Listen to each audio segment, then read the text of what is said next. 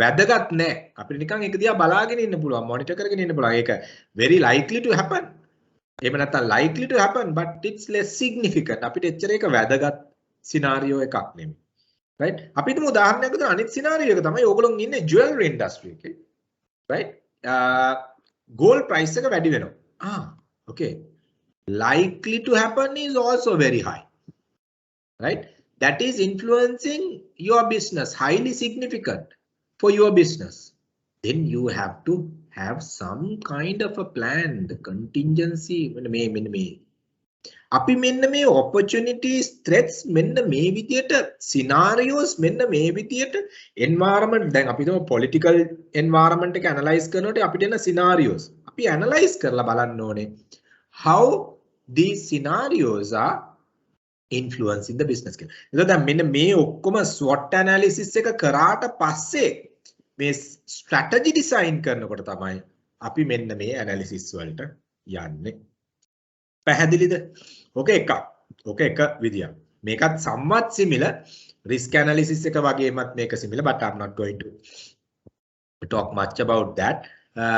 ඕගොල්ලෝ දැන් අපි කරපු opportunity threat analysis එක වගේ තමයි මේ දෙකම somewhat similar. So තව එකක් තමයි අපි කතා කරා okay macro economic environments ගැන අපි කතා කරා right.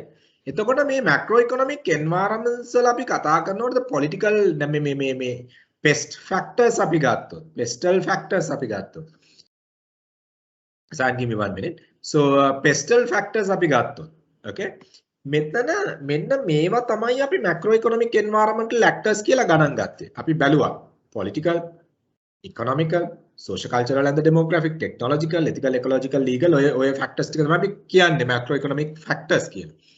එතකොට දැන් මේ analysis එක මොකද්ද? අපි හිතමු political decision එක right imports ban කරනවා ඒක තමයි drive එක. මේක කොහොමද අපේ business එකට impact වෙන්නේ? ඒක positively the impact වෙන්නේ negatively the impact වෙන්නේ කියන එක අපි analyze කරලා බලන්න. මේව තමයි analysis වෙන්නේ. දැන් අපි short listing කරාට වැඩක් නැහැ. මම ඒකයි කිව්වේ short listing කරලා නිකන් මේ ඕක short කරා අන්තිමට short එකක් වදිනකන් දන්නේ නැහැ මේ අපි හරියට ඒක analyze කරන්න.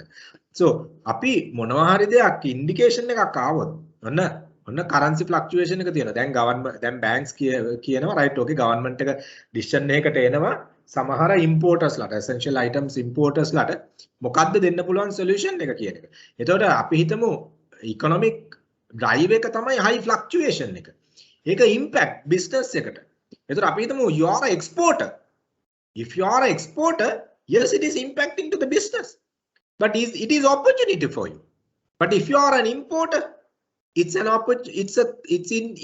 It impacts to the business. But it's a threat for your business. Why? Wow, import karana dollars ne. එහෙනම් ඒක high the medium the low ඒක අපි identify කරගන්න. ඔය මෙන්න මේ වගේ අපි ගත්තොත් එහෙම macro environment එකේ analysis වලදී මෙන්න මේක තවත් model එකක් අපිට use කරන්න පුළුවන්. Environmental analysis framework එක කරනකොට. එතකොට දැන් මේ impact analysis එක අපිට හරියට කරගන්න බැරි නම් අපිට ඒ මොන opportunity එකද අපිට හරියට utilize කරන්න පුළුවන්. මොන threat එකද අපිට initially address කරන්න පුළුවන් කියන එක අපිට සමහරවිට ගන්න බැරි වෙනවා. So we need to be careful. We need to keep our eye on these areas. Otherwise just doing a plan අපි දන්නවා දැන් ගොඩක් කට්ටිය plan එකක් කරන්න ගියාම දැන් සමහර universities වල මේ students ලගේ plans අපි ගාවට එනවා students ලා එහෙම සමහරවිට sir පොඩ්ඩක් මේකට support දෙන්න මේක හරිම දුකයි ඒ කියන්නේ තනිකර theory වලින් theories කීපයක් base කරගෙන ගහන plans තියෙන්නේ. ඉතින් ඒවා practical world එකට දැන් අපි ගත්තොත් දැන් මම සමහර companies වලට plans වගේක් කරගෙන යනවා foreign companies දෙයකට වියට්නාම් කම්පැනි එකකට plan එකක් කරගෙන යනවා. ඒ මිනිස්සු දන්නෙත් නෑ මෙහිම දේවල්. අපි විස්තර අහනකොට ඒගොල්ලෝ clueless. They are clueless honestly. Right? එතකොට දැන් එතනදී හරි අපරාධයක් අපි හරියට plan එක කරේ නැත. මොකද මේ analysis නැතුව අපිට directions දෙන්න බෑ. You can't give a direction without these analysis. මේක කරන්නයි කියලා කියන්න නම් you should have proof. if you don't have proof you can't give directions. So that is the danger. So ඒ හින්දා plan එකක් කරනකොට මෙන්න මේ වගේ මේ elements අපි analyze කරලා තමයි idea එක ගන්න ඕනේ. මොකද්ද ගන්න තියෙන step එක කියන එක. Okay, now Sahan wanted to ask a question. Sahan, yes, go ahead. Sir, scenario analysis එකේ අර scenario plan කියලා එකක් තිබ්බේ.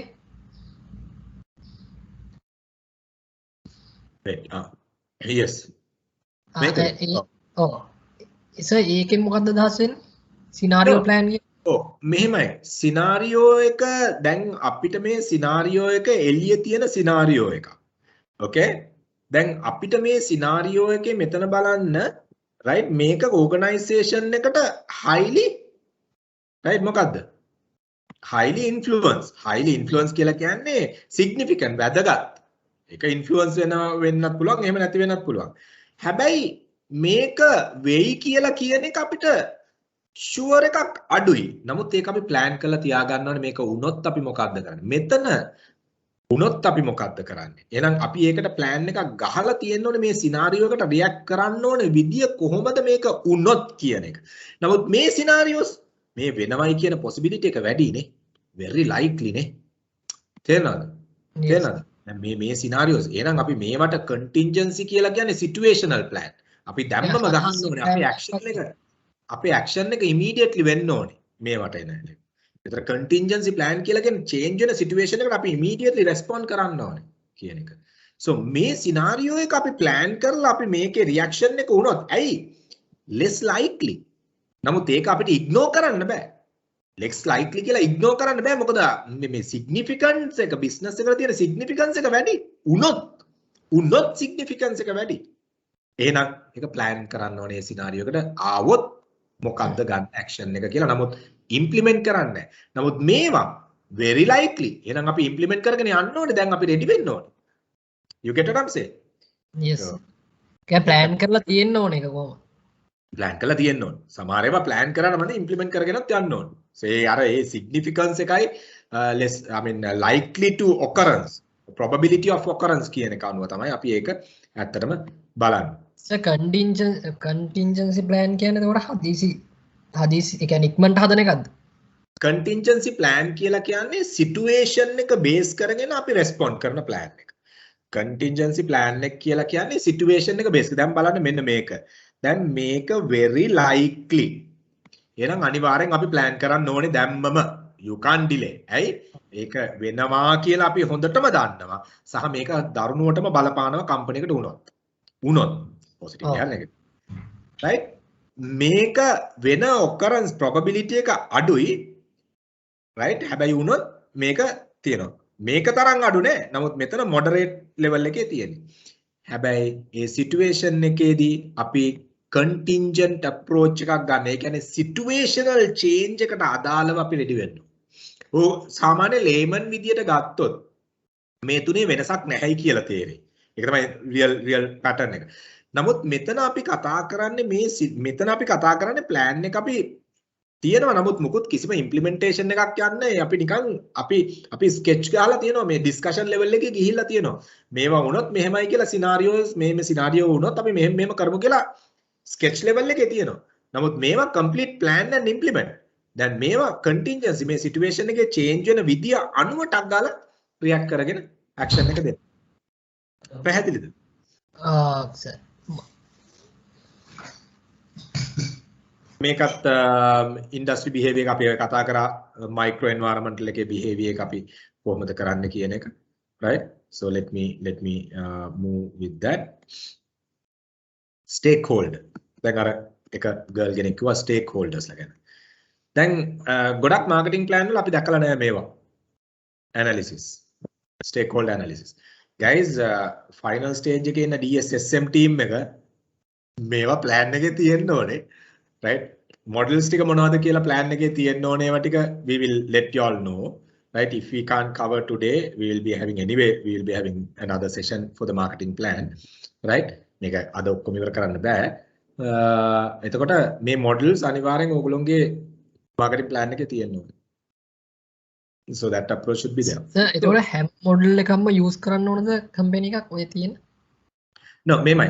අවශ්‍ය models use කරන්න. හැම model එකක්ම use කරනවායි කියලා කියන්න බෑ. ගොඩක් model අපි මේ කතා කරන ගොඩක් models relevant models තියෙනවා. We can't say every model you have to use කියන එක.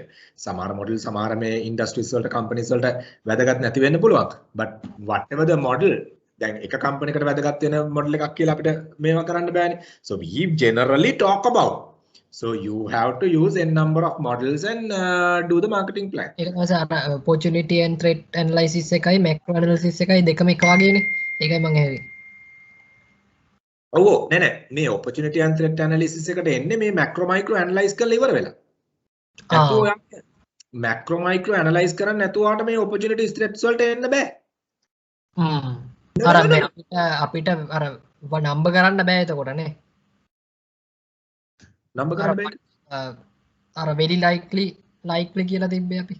අර no මේමයි. right. SWOT analysis එක කියලා කියන්නේ අපේ final findings. එතකොට අපි micro environment එක analyze කරලා ගන්න opportunities and threats උත් ඒකේ තියෙනවා. macro environment එක analyze කරලා ගන්න opportunities and threats උත් ඒකේ තියෙනවා. internal environment එක analyze කරලා ගන්න strengths and weaknesses උත් මේකේ තියෙනවා.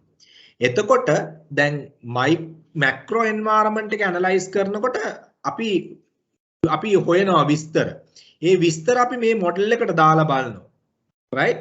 පැහැදිලිද? දැන් මේ ඇනලයිස් කරලා ඉවර වෙලා මේ SWOT එක ඇනලයිස් කරලා ඉවර වෙලා අපි ස්ට්‍රැටජි ඩිසයින් කරනකොට තමයි අපි මේවා යූස් කරන්නේ. මේ SWOT එක යූස් කරන්න බෑ. මේ SWOT එක හදන්න අපි මයික්‍රෝ මැක්‍රෝ ඇනලිසිස් එක කරලා ඉන්න ඕනේ පුතා. okay. okay. ඒතර මේකේ SWOT ලිස්ටින් එකට මයික්‍රෝ ඇන්ඩ් මැක්‍රෝ ඇනලිසිස් එක කරලා ඉන්න ඕනේ. SWOT analysis strategy designing part එකට තමයි මේ මොඩල්ස් අපිට යූස් කරන්න වෙන්නේ. Clear? So yes. We are going into another model called stakeholder analysis. Yeah, facing a lot of network issues there. Yeah, I do understand there are some network issues just because of the climate. We'll see what we can do because this is a bit of a crucial topic, guys. පුළුවන් තරම් join වෙන්න බලන්න questions ටික clear කරගන්න. මොකද video එක ඇහුවට සමහරලාට if you can't ask any questions, so it will be a concern. So මෙතන අපි කතා කරනවා stakeholders ලා. organization එකකට ඉන්න stakeholders ලා කවුද? stakeholders ලා තමයි organization එකේ අපි ගත්තොත් එහෙම organization එක ගැන interest එකක් තියෙන ඕන party එකක් we identified as a stakeholder. Any party, any individual, any organization having an interest towards the organization, towards the company, your company considered as your stakeholders. A stakeholders ලා කියලා කියන්නේ shareholders ලා නෙමෙයි. ඒක එක party එකක් විතරයි. Your customer, your supplier, your channel intermediary, your financial institutions that provide your financial supports. ඔය විදියට ගත්තොත් we categorize stakeholders into 4 main areas. Right? එතකොට 4 main areas කියලා අපි stakeholders ලා categorize කරන්න ගත්තොත් එහෙම ඒ areas හතරේ we give me 1 minute.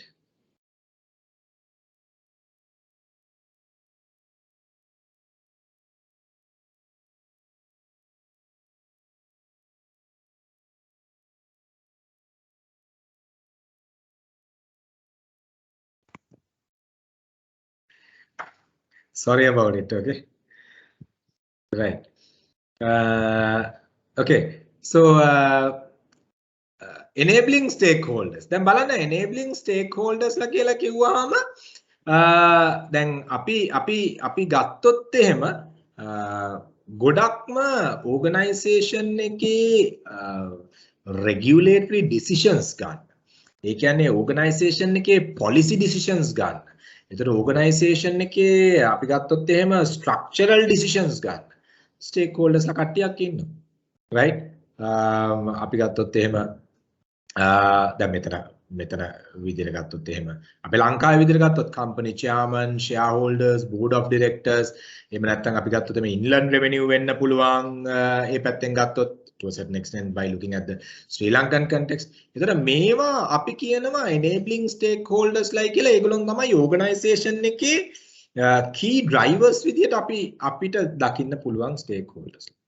ඒතර අපි ඒගොල්ලෝම ඇනලයිස් කරලා බලන්න ඕනේ. සමහර වෙලාවට සමහර stakeholdersලා enabling stakeholdersලා තියෙන පුළුවන් අපිට ඉස්සරහට යන්න හරි අමාරුයි මේගොල්ලොන් එක්ක. ඒතර ඒක threat එකක් වෙනවා. සමහර stakeholdersලා ඉන්න පුළුවන් මේගොල්ලොන් එක්ක අපිට හොඳ ගමනක් ඉස්සරහට යන්න පුළුවන් strategies implement කරන. ඒතර ඒක opportunity එකක් වෙනවා අපිට. ඔය වගේ අපිට enabling stakeholdersලා කියලා category එකක්.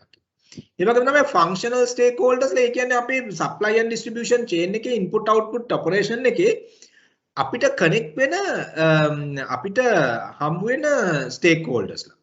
අපි ගත්තොත් input output process එකේ අපි ගත්තොත් අපිට ඉන්නවා suppliers. අපේ input process එකේ අපේ ඉන්නවා own staff employees ලා right. එතකොට channel intermediaries ලා ඉන්නවා අපේ output process එකේ.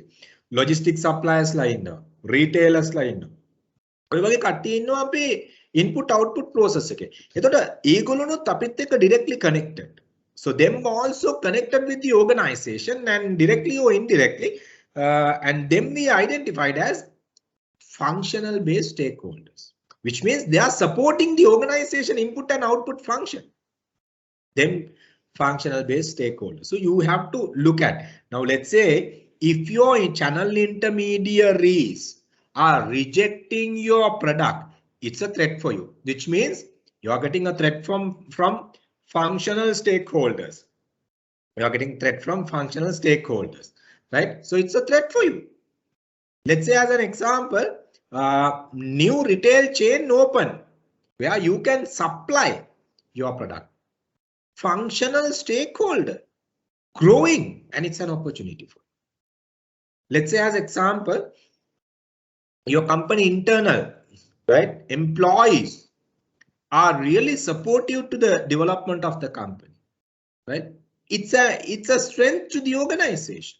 It's a strength to the organization, right? Your functional stakeholders also can be either strengths, weakness, or opportunity or threat. You need to identify that, right?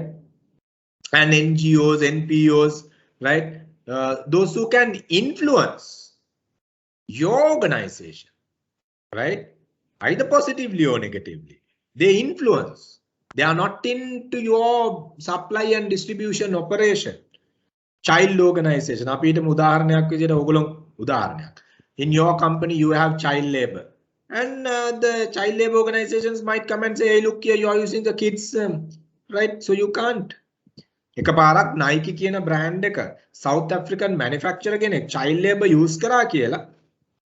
I mean, most of the companies started rejecting Nike, but unfortunately, the Nike brand didn't know that this manufacturer was using child labor.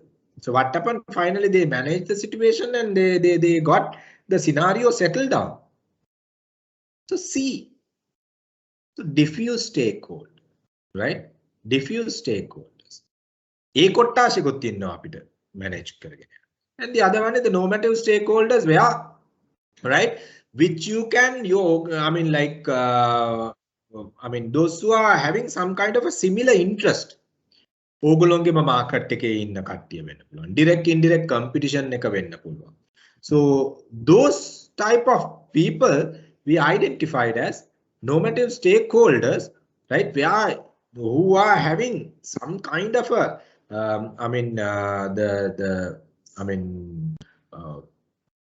let's say the common interest towards your organization. Even there we can say, you see the political groups. I'm not talking about the political scenario in the country. No? That is a macro factor, right? So I'm talking about the political groups. උදාහරණයක් විදියට අපි ගත්තොත් එම, let's say some of the political party, right, is basic, you're into the උදාහරණයක්, okay, you're into the ecological based product manufacturing, and if a political party is talking highly about that concept, and they have high interest towards the organization, competitors are anyway having interest towards the organization because they are competing each other, right? So, let's say you're selling computers, then the Computer Vendors Association is maybe, or as Federation of Information Technology may be your normative linkage there. So like that, we have these 4 different type of stakeholders where you got to manage, right? Where you have to analyze and see how supportive, how helpful they are and how harmful they are. ඒගොල්ලෝ helpful ද harmful ද කියන එක අපි බලන්න ඕන. Any questions? Any questions? Anyone is having any question?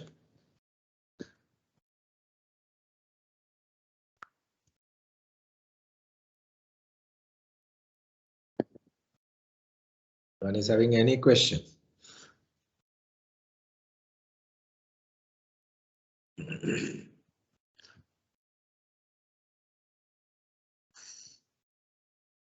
තව model එකක් මම ඔයගලන්ට මේවයි further learnings යනවා LMS එකේ මම 5:30 වල ඉඳලා ඔයගලන්ට LMS access එක කියලා දෙනවා කොහොමද කරන්න කියන එක. Senal, are you there? Senal and Senal, Tarushi or Senal may not be there. Tarushi may not be there sometimes. Yeah, I'm here. Okay. Nirmada is also there? Yeah, I'm here. Okay, super. Right, okay. 5:30 Walter, I want you also to be there, right? Or you or Nirmada or whoever to support them. Okay. Any question so far? I'm going to take another call.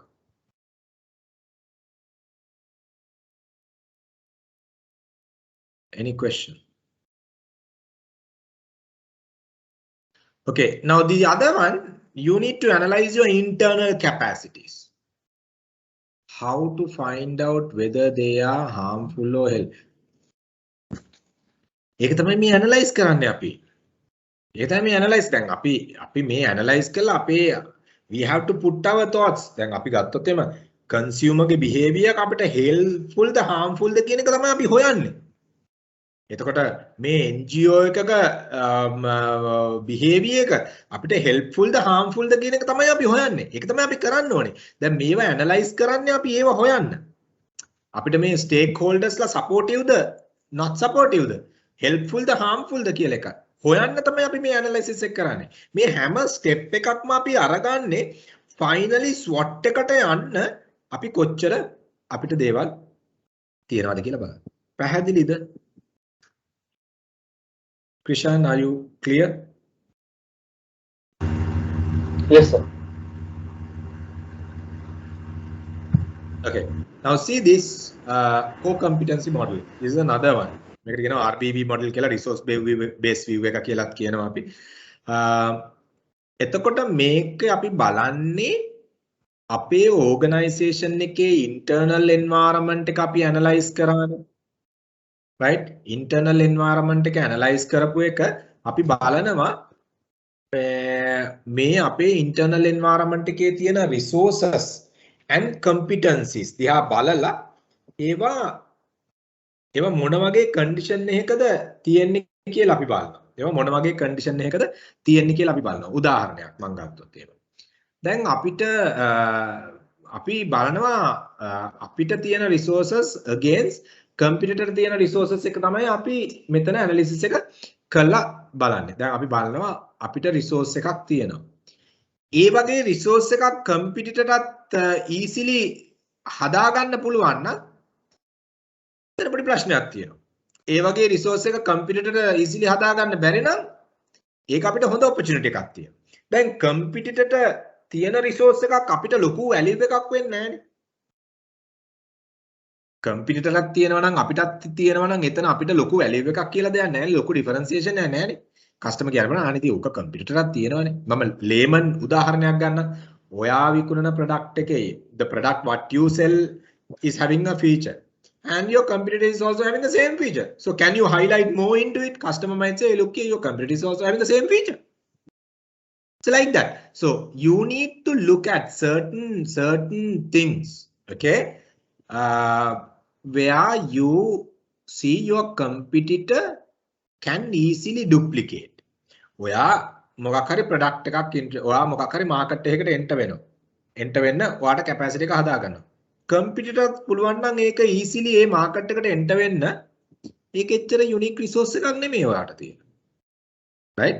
එතන මම මේ කතා කරනවා අපිට තියෙන strengths වලදී අපි කොහොමද ඒ strength එක build කරගන්නේ කියන එක.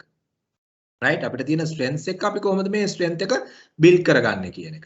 එතකොට අපි ගත්තොත් එහෙම මෙතනදී මේ strengths ටිකේ බලනවා අපි කොහොමද මේක unique resource එකක්ද එහෙම නැත්නම් මොන හරි හොඳ competency එකක්ද කියලා බලන්න. දැන් මේක අපි resources සහ competencies දිහා. competencies කියලා කියන්නේ මොනවද? අපිට තියෙන හැකියාව. right? අපිට තියෙන තවත් හැකියාවක්. එතකොට let's say your knowledge is your competency. right? Your knowledge is your competency. Patent is your competency. okay? So අපි ගත්තොත් එහෙම competitor එක duplicate කරන්න බැරි වෙන තාක්කල් we are at the safe side. competitor මේක if it is very difficult for competitor to copy that we are in the safe side. එතන අපි ඒක බලන්න ඕනේ whether our resources are having uniqueness or whether our competencies are having core competency capacity where no one can duplicate. එතන මේ අනුව තමයි අපි අනිත් decisions අරගන්නේ ඉස්සරහට යන්න. දැන් මේක ලොකුවට අපිට ලොකුවට දෙයක් කරන්න බෑ මොකද කම්පියුටරත් කොපි කරන්න පුළුවන්. මේකටත් ලොකු දෙයක් කරන්න බෑ කම්පියුටර් කොපි කරන්න පුළුවන්. එහෙනම් ඒ වගේ දේවල් වලට වඩා අපි priority එක දෙනවා අපේ unique resources and competencies වලට. එහෙනම් ඒවා address කරගෙන තමයි අපි ඉස්සරහට strategy development එකට යන්නේ. Why? Now you all were talking about at the beginning about the differentiation. These are differentiations. So මේවා ඕගොල්ලන්ගේ තියෙන unique resources තමයි ඕගොල්ලන්ට differentiate කරන්න use කරන්න පුළුවන්. ඕගොල්ලන්ට තියෙන unique competencies තමයි ඕගොල්ලන්ට core competencies විදිහට ඕගොල්ලන්ට differentiate කරන්න පුළුවන්. අපිට විතරයි මේක තියෙන වෙන කාටවත් නෑ. No one else is having this. Now we are having these resources. So we are the best supplier kind of a thing. So this we need to visualize and take. So make a tower model එකක් we call it the core competency model or the resource based analysis. Okay. හිතන්න මෙහෙමයි. ඕගොල්ලෝ ගන්න උදාහරණයක් විදිහට ඕගොල්ලන්ට case එක ආවට පස්සේ තේරෙයි. ඕගොල්ලෝ බලන්න right okay මේ සිනාරියෝ එකත් එක්ක යනකොට අපිට මේ resource එක unique ද නැද්ද? මේ competency එක unique ද නැද්ද කියන එක analyze කරලා බලන්න. ලබන සතියේ assignment එක release වෙනවා. You will get the assignment next week. එතකොට ඒකයි මේ session එක අපි කරන්නේ. එතකොට ලබන සතියේත් මේකේ part එකක් යනවා. Then you all will be able to do it. තව එකක්. Okay.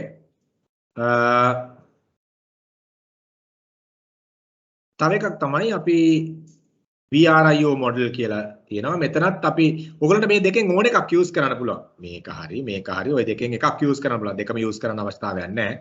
right? මේ තව model එකක් VRIO මේකට සමහර ඒවල VRIN කියලා කියනවා. right? එතකොට මේ model එක ඕගොල්ලන්ට use කරන්න පුළුවන්. ඕගොල්ලන්ගේ resources සහ competencies වල තියෙන අපි ගත්තොත් එහෙම uniqueness එක කොච්චරක්ද කියලා බලන්න. ඔයගොල්ලෝ අපි අර කතා කරපු කලින් එක කරනවා නම් මේක අවශ්‍ය නැහැ.